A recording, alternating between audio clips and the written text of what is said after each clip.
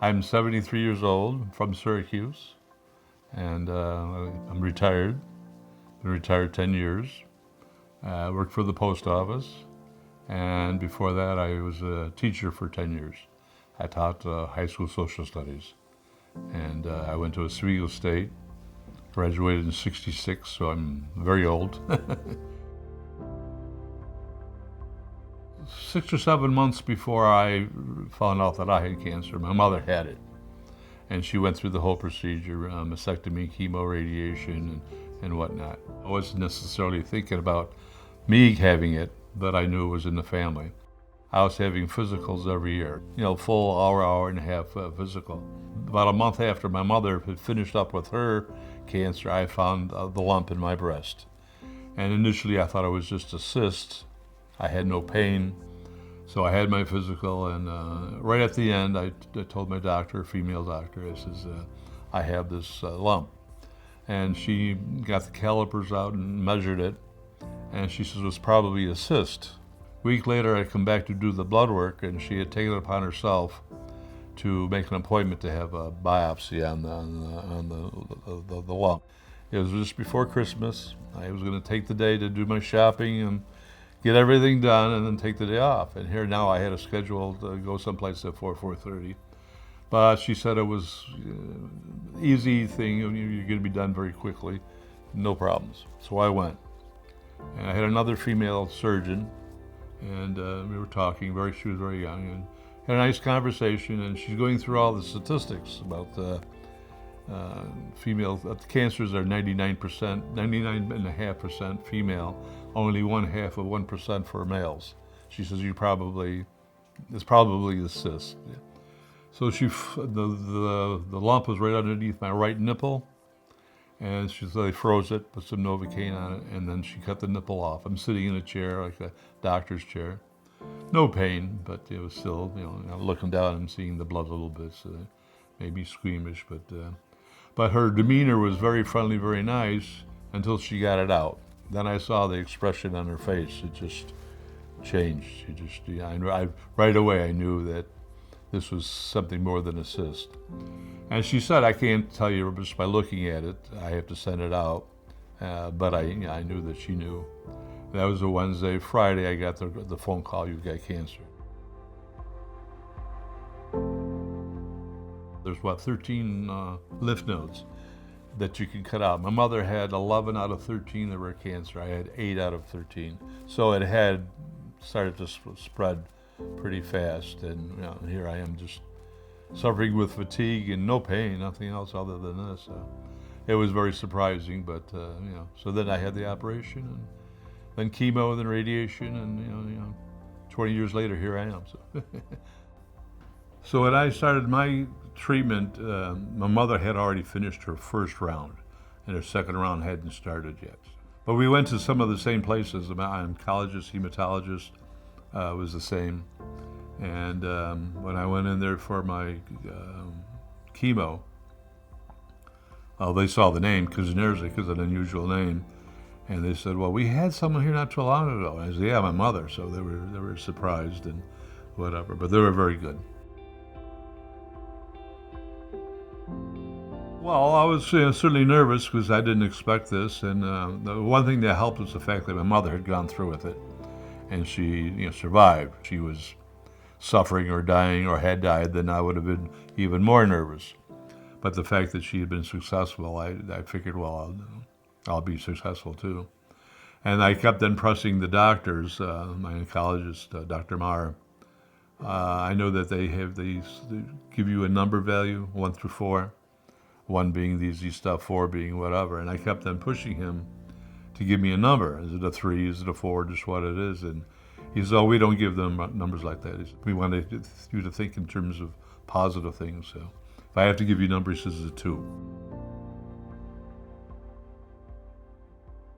And I don't know if I brought this up, but I'm a gay man, and I've had a partner for 42, 43 years. So this is the second or third time that I've been taking care of him. After 7 years, he was in a bad accident and actually died at the site.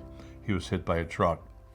And so they had to put a needle in his heart to revive him, and saved him, and then he was in the hospital for 3-4 months.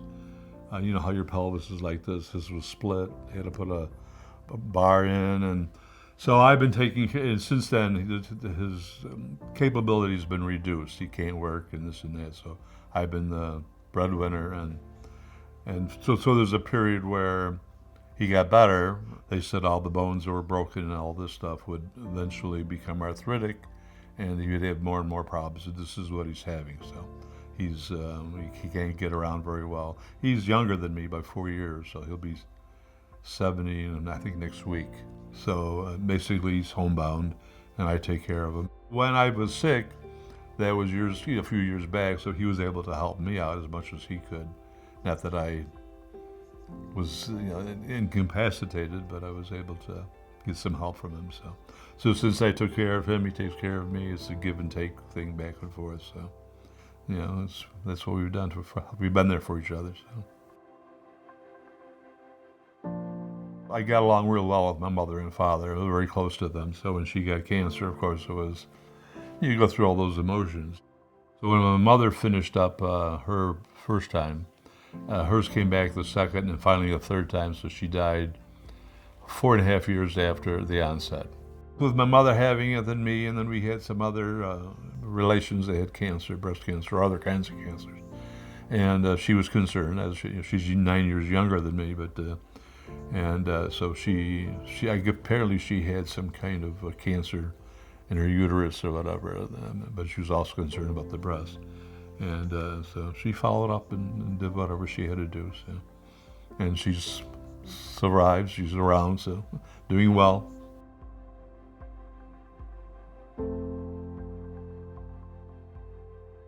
I'm an atheist. I don't believe in anything. But I was born and raised a Catholic, and the one time I was even thinking about being a priest, but that was many years ago.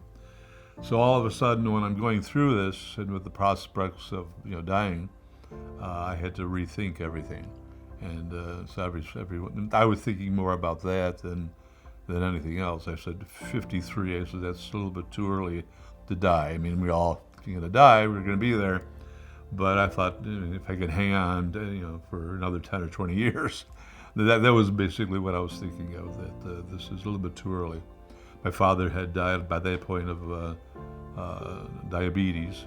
He started losing toes in his leg and died of a heart attack. He died at 69, and so at that point I was hoping I could make it to that point. So I think that's more what I was thinking of, just rehashing in my head whether I am an atheist, not an atheist, or am I going to change my mind. Started thinking about it, and by the time I was finished, I remained an atheist.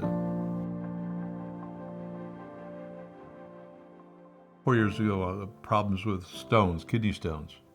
So I was sent to another doctor to find out how to handle the kidney stones.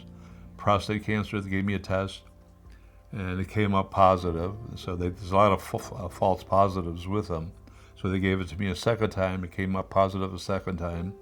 And then they went in and did a biopsy, and then they found out that, they took 12 snippets out, and 7 of them were cancerous, so it was advanced. And then the third time was this last spring. Again, because they were looking at something else, my kidney numbers were a little bit down. 65 was supposed to be the number. I had gotten down to 20. And so my regular doctor was a little bit concerned, sent me to a kidney specialist who got in touch with my proctologist. They got their heads together, and they thought there was a blockage because one of the kidneys wasn't functioning properly. Once they went in, found that there was a kidney stone that got into one of the ducts, got lodged.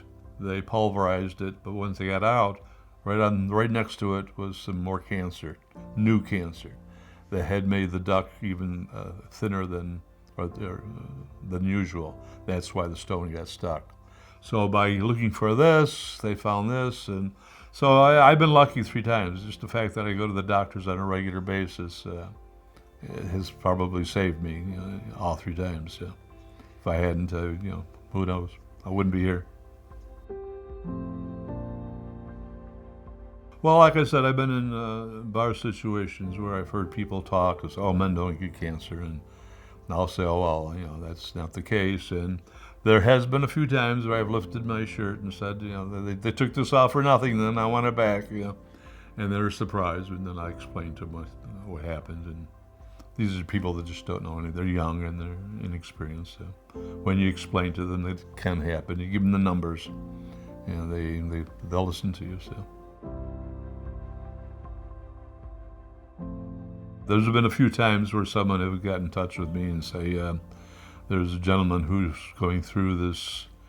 Do you mind if he calls you up and talks with you? And I've had a couple of men call, and I'll explain what I went through from A to XYZ, and they were grateful. So they were glad that to hear it from someone that went through it. So diseases are diseases. There's just no reason to it. It's just random. It's not because you're a good person, bad person, or anything, or that you have faults or whatever. So my catching cancer just randomness is something that happens. So I never viewed it as something to be ashamed of or anything. If I can get guys to think, well, I better have a physical or better have this checked up, I'm glad to tell them, hey, this is, I've survived another 20 years. You can too. Follow the directions of the doctors, do whatever they tell you.